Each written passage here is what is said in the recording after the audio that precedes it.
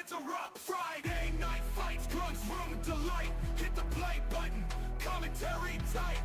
Top rope leap, slams in sight. Podcast reverberates, break into night.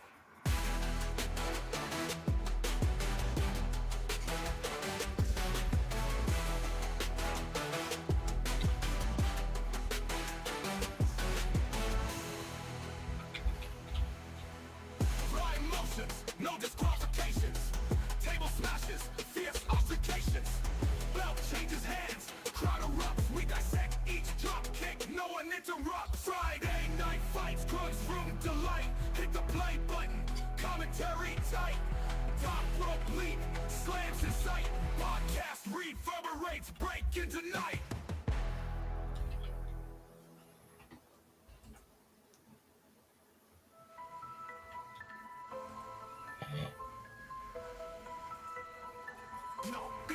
No, bang. Microphone blazing, Grun's room, let's collide. Streaming hot takes, combat and overdrive. Yeah, chairs flying, bodies on the ground. Review last night's show, no holds unbound. No holds unbound. Smell the sweat, hear the roar, feel the pain. Taking folks in, dialogue insane. Nats on the mat, Vince's vendetta. Analyze the best moves, no meta. Friday night fights, Grun's room delight. Hit the play button, commentary tight. Top rope leap, slams in sight. Podcast reverberates, break into night. Heel turns crazy, face gives momentum. Catching every moment, endless venom. New champs, shock the crowd. Replay, breakdown, grace stand proud. Raw motions, no disqualifications. Table smashes, fierce altercation. Belt changes hands, crowd erupts. We dissect each drop kick, no one interrupts. Microphone blazing, Grun's room, let's collide. Streaming hot takes, combat and overdrive. Yeah, chairs flying, bodies on the ground. Review last night's show, no holds unbound. No holds unbound. Got it.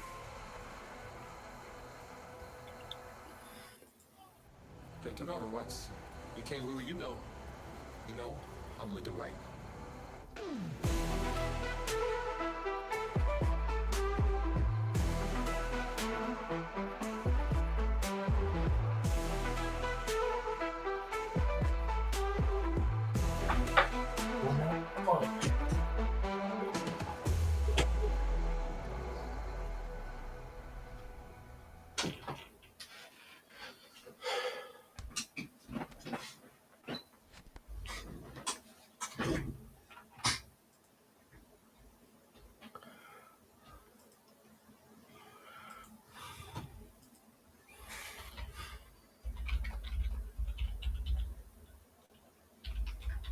Microphone blazing, Grun's room, let's collide. Streaming hot takes, combat and overdrive.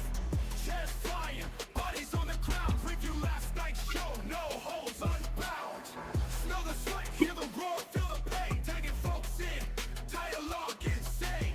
Mats on the mat, Vince's vendetta.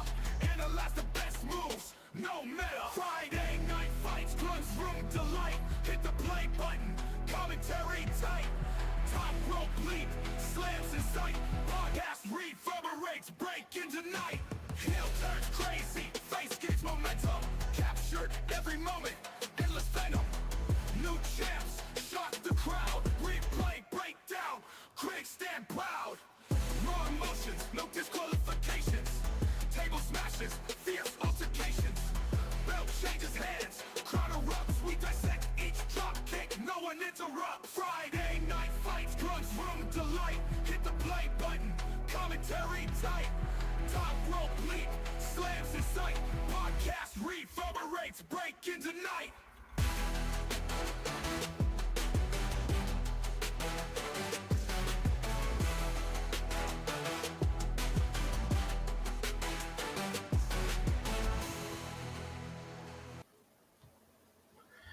What is going on? It is Grunmeister. I am here speaking on a Friday night. You know what that means. It is Grun's Room. It is time to talk about Smackdown. It is time to talk about WWE. It is time to talk about WrestlePalooza and confirm that I will not be watching WrestlePalooza. So if you are paying $30 to watch it on ESPN, enjoy it. I will not be. There was actually some confirmation on if ESPN was going to be the only ones allowed to stream play the WWE PLEs. It is actually confirmed that no. So ESPN was supposed to have a deal with other platforms to allow them to share ESPN's broadcast, I guess, basically. But the problem was the deal wasn't finalized before before WrestlePalooza. So it's not happening, but that does at least mean that we will have other options at some point, hopefully by Survivor Series. Hopefully. But guys, you got to check out Monday Night Raw review with the voice Joshua Joseph, myself, the blue-eyed villain, and our Chaos Goblin Kevin Calloway. You got to check out the Bouquet of Destiny. I think it was called our new show on women's wrestling. Very good show, still hosted by Alcon the Concept House with Annie O'Neill, divinely designed. And you got to check out the ECW Watch Along, which does seem to be our number one show of all time. So you guys like the old ECW stuff? I don't blame you. Stuff was crazy. Definitely worth watching. Definitely worth getting into it with the voice Joshua Joseph, who is our educator of Extreme. As he hosts it with the Alacon, the Concept House. And then our Sunday house parties, which will be changing up in the near future. That is not being confirmed as to when, but it will be changing up. It will be the Saturday house parties. And again, that's something worth watching, because that's always, the house parties are always my favorite episodes. So you guys got to check in that. You got to check out all of our content.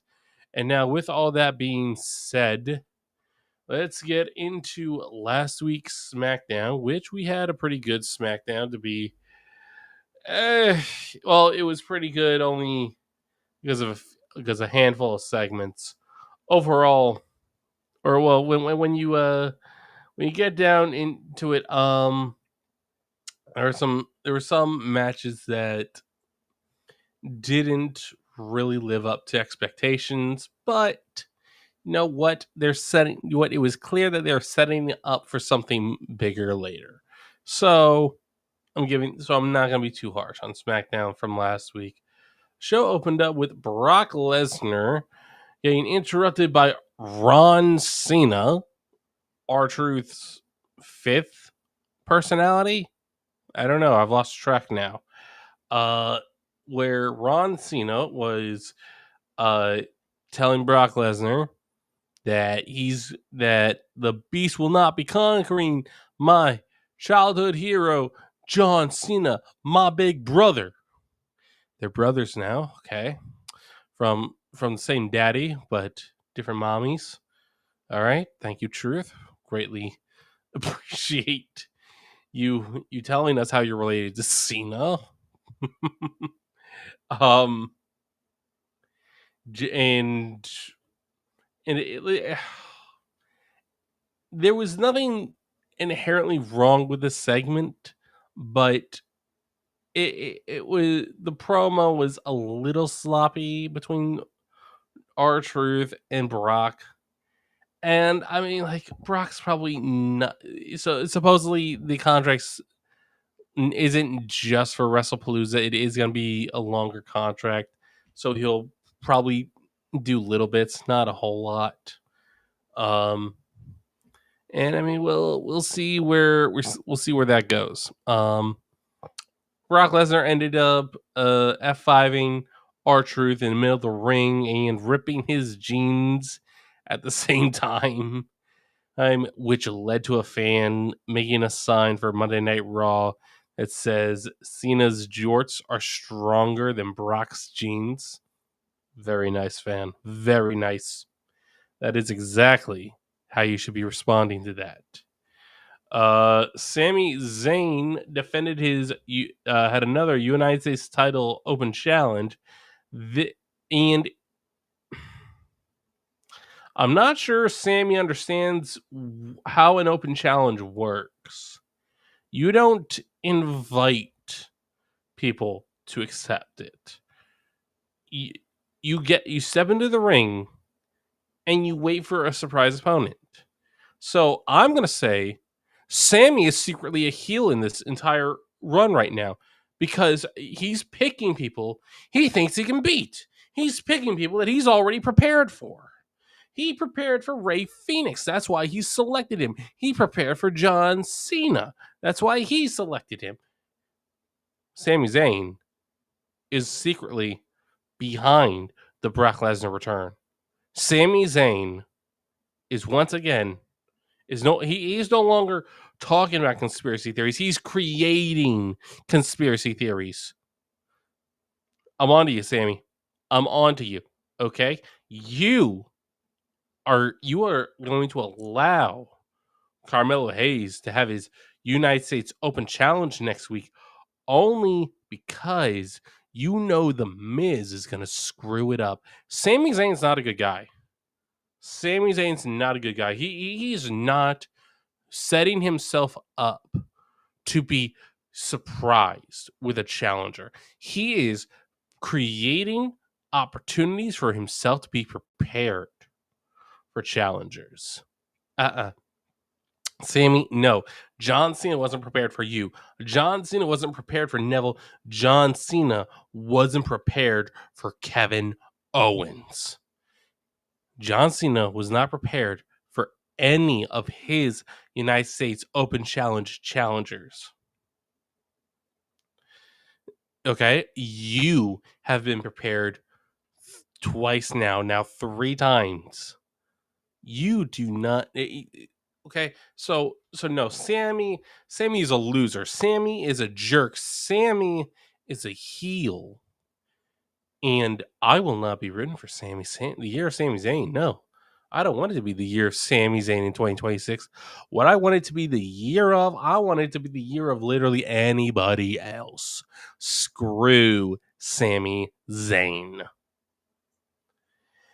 But yeah, Sami Zayn did go on to beat Ray Phoenix. It was a pretty good match. I'll give Sami Zayn that. He can wrestle. Okay, fine. Ray Phoenix is in a bit of a predicament because he was in a tag team that got some momentum. Then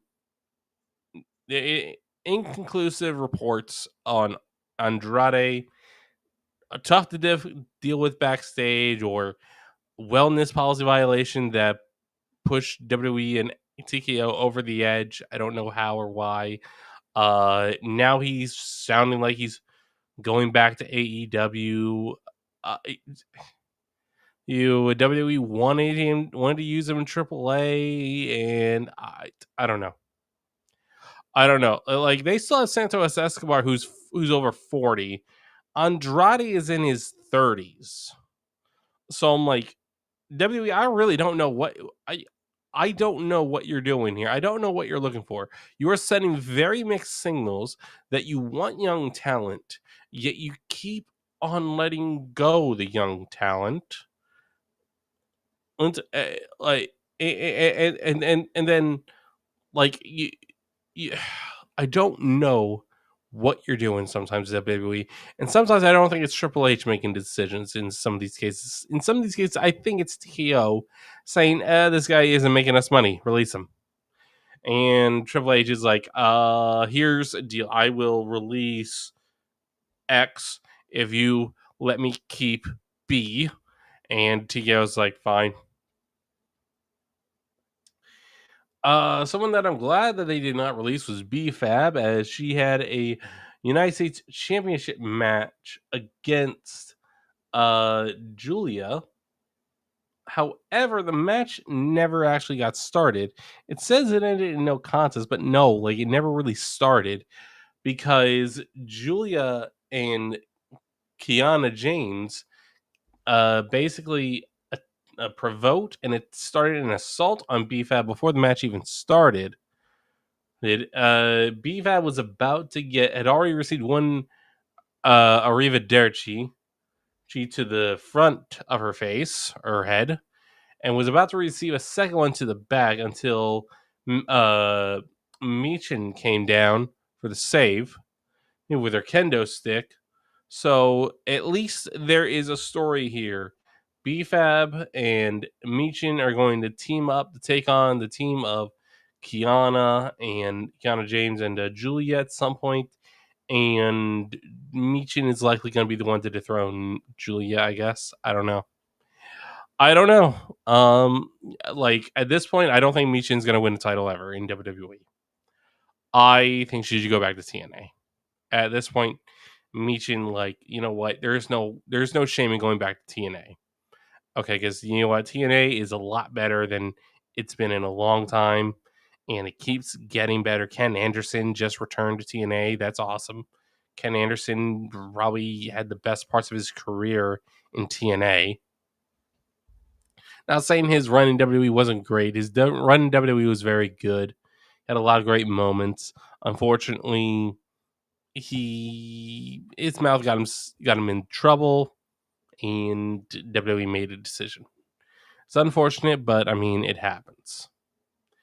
Tiffany Stratton defended her title, her WWE Women's title, against Jade Cargill for the second time, even though Jade really did not deserve it. They're saying, well, it was a close battle, and because Jade got the pin in a tag team match they had, and where Tiffany and Jade teamed up together, and Tiffany let Jade get the pinfall win, that means Jade deserves a title match. Yeah, Jade has moved up to mediocre in my eyes. She's meteorically good. Like this match, not really any blatant mistakes. If there was one, like it wasn't really anything like, okay, well, it's like one mistake. And wasn't even significant if there was one mistake, because I can't remember it. If it was significant, I would have remembered it. Right? And the entire internet would be talking about it. So clearly, Jay did her job well, and that is all we can hope for. She did her job. She's improving. Thank God. Unfortunately, it did not improve enough for her to grab a win, but instead a double count out, in which, and after the match, immediately after, Nia Jax comes out of the crowd, attacks Jade and Tiffany. So this is probably how they're going to get the title off Tiffany. Nia Jax is probably going to regain the title, which I don't hate. I don't hate the idea of Nia Jax getting the title back.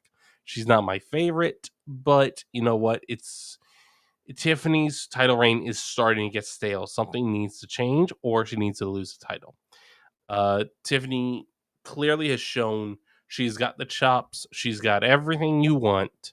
What I did realize today is that she got hot because at the time, Charlotte Flair hadn't returned to the WWE, and we didn't have anybody. In the WWE universe, they wanted someone kind of like Charlotte. They wanted Charlotte Flair back. Heck, now Tiffany Stratton, she's not Charlotte Flair, but she's an adjacent copy a little bit. Like we definitely have to acknowledge that. We got The Voice showing up, ladies and gentlemen. Remember to go check out Monday Night Raw review. You hosted by The Voice Joshua Joseph, as well as ECW Watch Along, currently our number one show on the IYH network, hosted by the educator of Extreme, The Voice Joshua Joseph. If you guys, this guy's got an interview Joel Gertner, Sabu, on the ECW Watch Alongs.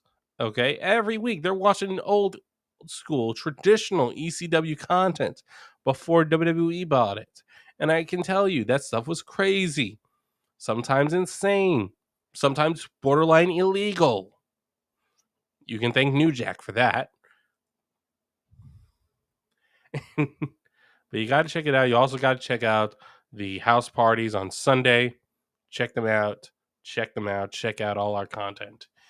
And Voice, you were just talking about how Nia Jax regaining the women's title is probably a good idea. This is probably how they're going to get the title off Tiffany. I don't hate it. Jade is so not ready to be champion. Absolutely not. Absolutely not. She's not ready. Um, Tiffany is definitely like we didn't. Yeah, yeah, you're right. It is more of a real plan, which is really all that we can ask for. Um, like I'm happy with it. And I'm realizing why Tiffany got hot. She got hot because she reminded people of Charlotte Flair, which makes complete sense. Charlotte Flair was injured by the time when Tiffany Stratton really started making waves in NXT. She was still injured when Tiffany made her debut. Fans wanted something new. They wanted somebody different. They wanted Tiffany Stratton. They wanted somebody like Charlotte Flair, and they got that. And Tiffany filled that role perfectly. But now that Charlotte's back and Charlotte's doing Charlotte things as a babyface and doing it well, Tiffany is starting to look stale. And I mean, I think in reality, we all kind of knew that if they did, were not going to turn Tiffany Stratton heel, this was not going to be a long time. Granted, it's been longer than I thought it would be. I think it's closing in on a year, close to I think over 6 months at least. Which I mean, you know what? For your first world title reign, pretty good, especially being so young and so early in your career. Here, I mean, like I don't think this match is happening. No, it's not happening. As of right now, it's not happening in WrestlePalooza. Right now, WrestlePalooza has 5 matches, which is probably going to be all WrestlePalooza is going to get, which is unfortunate because we were all thinking that Indiana was going to get a WrestleMania. Unfortunately, Saudi Arabia put up more money, so they get a WrestleMania. And now, unfortunately, it seems like WrestleMania is going to be a bidding war unless WWE is going to specifically say, hey, look, we cannot have it in one or two cities every time. We need to have it in all sorts of different places because some people are not able to make those travels. And we kind of knew that Saudi Arabia was going to get a WrestleMania. We knew that. We just forgot about it, and we were hoping that WWE was going to forget about it too, and Saudi Arabia was going to forget about it. Unfortunately, they didn't. I'm sure they were begging for a WrestleMania every year. They finally got it. Someone else who's begging for a WrestleMania moment is Drew McIntyre, who's as he's trying to get himself back in the world title picture, which he has done with the beating that he laid on Randy Orton. They had a very solid match, very good match, which Drew McIntyre resorted to basically getting Orton confused by throwing him into different corners, almost hitting the referee, and then lined him up for the Claymore in order to win. But after the match, Drew McIntyre began beating down Randy Orton again and was going to do to Randy the same thing he did to Cody Rhodes up until Cody Rhodes' music hits. And then Cody laid a beat down on him. Drew ran away. And Cody Rhodes told Drew, you are going to have this match and it's going to be a WrestlePalooza. Okay. And all right. I'm not buying WrestlePalooza. Overall the card is probably going to be pretty good. I don't have any problems with the card. The problems I have are just the ESPN stuff, the fact that that for whatever reason the deal wasn't finalized for ESPN to give permission or whatever it is to other platforms like YouTube and Hulu. There were other platforms, streaming platforms that were going to have permission to stream the ESPN uh, bought property of WWE. I'm wording it as best as I can, guys. Um, but uh, but yeah, because that deal was never finalized, we ain't getting it. So once that deal is finalized, there will probably be a more cost efficient way for viewers, for fans to watch WrestlePalooza and WWE PLEs. I'm sure they plan on having. I'm sure they're not thrilled that they did not get this sorted before WrestlePalooza, but at this point, they just need to make sure that they have it set up for what is it, Survivor Series. Um, in other WWE adjacent news, uh, Netflix apparently is interested, or at least considering bidding on Warner Bros, which is a crucial part of AEW. Now, what that can mean is I'm kind of curious. I didn't look this up. I'm kind of curious what IPs does Warner Brothers own?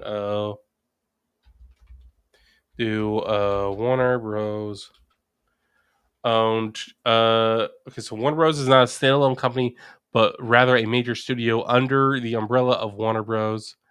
Discovery. Interesting. Okay. Now, the post I saw, it said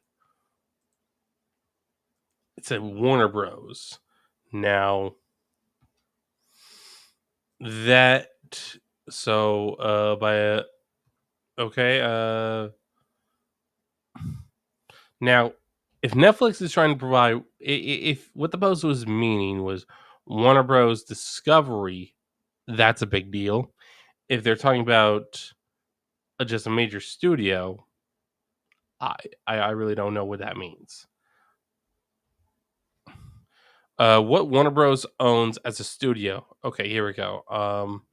Is responsible for managing and distributing its own product, uh, film libraries, the rights to distribute films from libraries it doesn't fully own, like the Samuel Goldwyn Productions and Saul Zaentz Company libraries.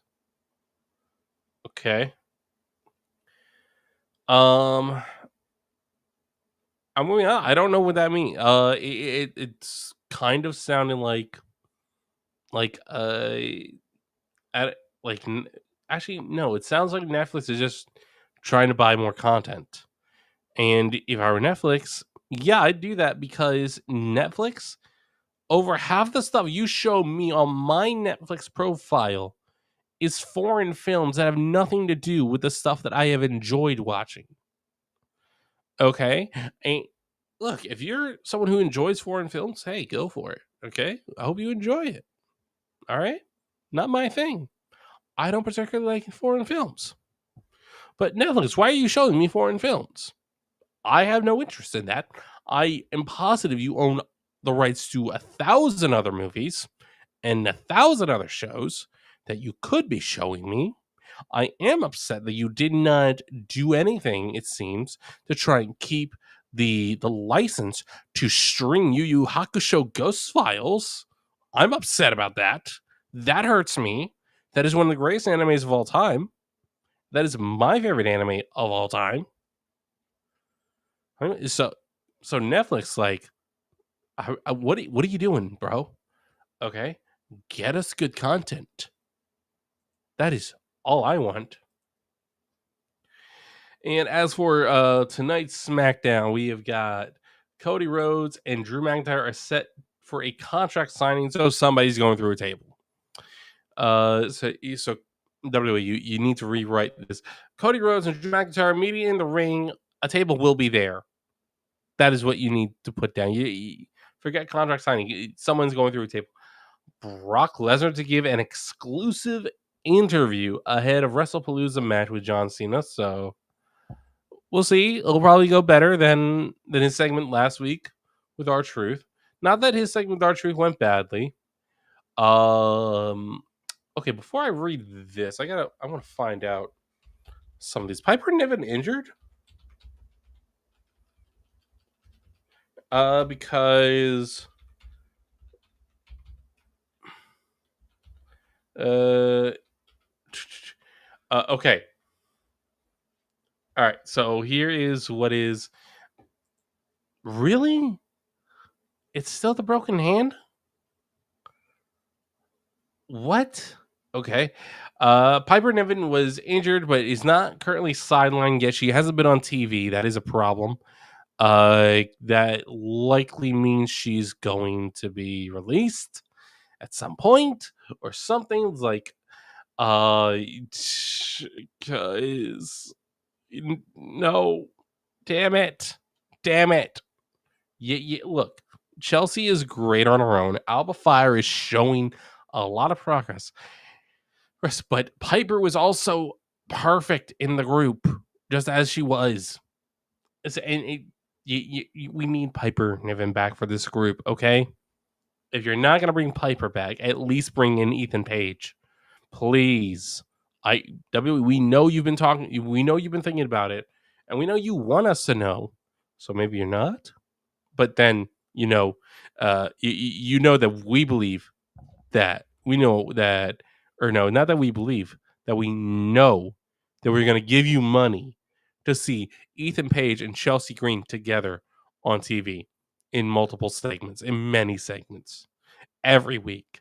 We are going to tune in for that. You're going to get a lot of clicks because Ethan Page and Chelsea Green just just sound like they print money when you put them together.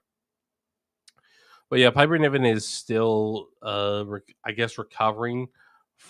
She discussed her recovery in June 2024, but noting her hand was better and that she was pushing herself to return to the ring. Okay, so there's a chance she'll return soon, maybe not. But the injury is from February 2024. She is no longer sidelined and has regained significant function of her hand. So hopefully she returns soon. But what I was getting to was Chelsea Green and Alba Fire will challenge Charlotte Flair and Alexa Bliss for this WWE Women's Tag Team titles after, for whatever reason, I don't know why, they beat up Charlotte Flair too much last time and ruined their tag team match, their tag team title match. Like, I don't get it. Like, look, okay, attack the champs before the match, but make sure you don't do it too bad that you don't have the match. Alexa and Charlotte probably gonna retain. Unless Piper Niven gets involved, then I don't know. We'll see what happens. Sami Zayn. Okay. Oh God. Again, I hate this. I hate this because this is not how this is supposed to work. This is not what an open challenge means. Carmelo Hayes accepts Sami Zayn's United States Championship Open Challenge. It's like, no, Sami Zayn has to issue the Open Challenge in the middle of the ring and then wait for somebody to go walk down to it, accept it. Sami doesn't get to pick his opponents. No, the champion is supposed to say, I'm so confident in my abilities, I can face a surprise opponent and I will still win. No, Sami, you are a heel. You are a bastard. I cannot wait to see you lose that title and wait to see you lose in Saudi Arabia at WrestleMania. But yeah, in reality, Sami Zayn's winning here because Miz is probably going to screw it up somehow. As for WrestlePalooza, Cody Rhodes defends his United States undisputed WWE Championship against Drew McIntyre. CM Punk and AJ Lee will mix it up in mixed tag team action for the first time ever, I believe, against Seth Rollins and Becky Lynch, who I believe are doing a mixed tag team for the first time ever as well. Because I don't think they were doing. Yeah, I don't think they were set up as a mixed tag team even in what is it? What was it? The Mixed Tag Challenge, whatever that was, the thing Vince made. John Cena takes on Brock Lesnar. Io Sky battles Stephanie Vaquer. Winner becomes the women's world champion after Naomi had to unfortunately, well, it's unfortunate that she had to relinquish the title. It's not unfortunate as to why, because it wasn't injury, it was due to pregnancy. Again, congratulations to Naomi. We hope you have a good, healthy pregnancy. Hope you deliver a healthy baby. And then we will have the Usos teaming up for the first time in a few years, taking on Bronson Reed and Braun Breaker. Should be a solid match. Potentially Bronson and Reed and Bronson Breaker might. I don't know. Let's start back up at the Cody Rhodes Drew McIntyre match. I don't see Drew winning here. Cody wins because I think that on this title run, it will lead up to a Cody Rhodes heel turn. We'll see, maybe, possibly. It's potential. We'll see what happens. The mixed tag team match: CM Punk and AJ Lee versus Seth Rollins and Becky Lynch. Some people are saying AJ Lee needs to win this match, so CM Punk and AJ Lee win. I disagree. I don't think she needs to win anything. I think what she and CM Punk need to realize is that Seth Rollins and Becky Lynch are on a mission to save pro wrestling from people like CM Punk and AJ Lee who are only back to fill their own egos. So I am going with the visionary Seth Rollins, the world heavyweight, who is also the WWE World Heavyweight Champion, by the way, and the women's WWE Intercontinental Champion, Becky Lynch. Come on. Mr. and Mrs. Seth Rollins are the only correct choice for this mixed tag team match. John Cena versus Brock Lesnar. I'm actually going to say John Cena wins because R-Truth interferes somehow and costs Brock Lesnar the match. John Cena wins. Brock Lesnar does a feud with R-Truth for whatever reason for however long, and that's it. Io Sky versus Stephanie Vaquer. Look, here is the truth. Lots of people love Stephanie Vaquer, but I think seeing more and more of this wave of young talent, it's really clear that only one or two of them ever in a year that are called up are ready for to run loose on to be let loose on the main roster. Braun Breaker is one of those people who's pretty close to ready. Bronson Reed has needed a little bit more time and is clearly showing significant improvement. Tiffany Stratton can do well on her own. Problem is that her act is her persona, everything, it's stale. It needs something new. Stephanie Vaquer speaks broken English, and look, I'm not gonna sit here and say learning a second language is easy. If it were easy, everyone would speak a second language. I don't. A lot of people don't, because it's not easy. See, and the fact that she speaks it as well as she does, she should be praised for that. Because yeah, like I said, learning a second language, that's not easy. And I've been told English is hard to learn. And when I look at our language rules for English, yeah, it's some of it doesn't make sense, and yet we just deal with it. But other than that, like it really like it's simply because Stephanie, she is a commodity. She is definitely going to be world champion one day, but it's not today. There is a lot more mileage in putting the title on Io, potentially Io Sky versus Asuka at WrestleMania, which would be amazing. Then and then finally the Usos versus Bronson Reed and Braun Breaker. I've gone with 3 baby faces so far, so let's go the Bronze. I'm gonna go with the Bronze to win this match. Something happens. Usos are not the Usos of old, which is unfortunate because there is some that believe that the Usos are gonna split and Jey Usos is gonna turn heel. I don't know if that's actually gonna happen.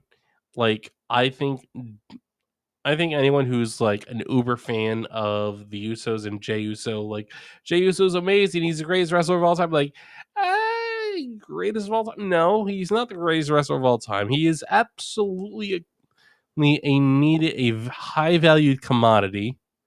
He is absolutely worthwhile in the WWE.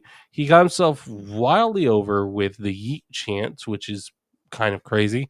But in WWE, they said, okay, you think you can do this? Let's see if you can carry this momentum through WrestleMania. We're going to let you win the Rumble, which nobody saw that coming. Nobody.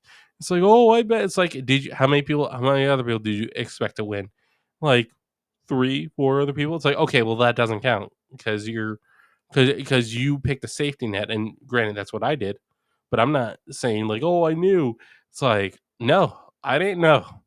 Nobody knew. Nobody had Jey Uso on their card to win WrestleMania without any other backup picks. Without any other backup picks. No. Nobody expected it. It was a legitimate surprise. Like no one really rejected it because, like, I mean, the amount of love, praise, and reactions he's getting, like, I don't see why not. Because yeah, like, makes sense. Like, okay, sure, you're not giving Gunther the greatest professional wrestler of all time, but you're giving him the most over professional wrestler, at least the last couple of years, since Roman Reigns and Cody Rhodes.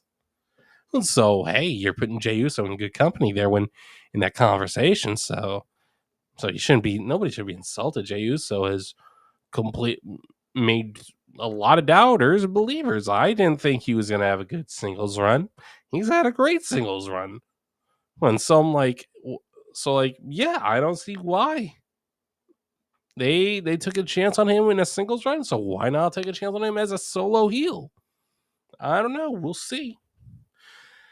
That being said, I think that is a good place to call it for the show. Thank you guys for tuning in. Thank you guys for hanging out. Thank you guys for listening. If you did not watch or listen to this live, enjoy your Friday nights, enjoy your weekends, and to be sure to check out the Sunday House Party. Enjoy some football. Have a great week at work, and I will see you all next time.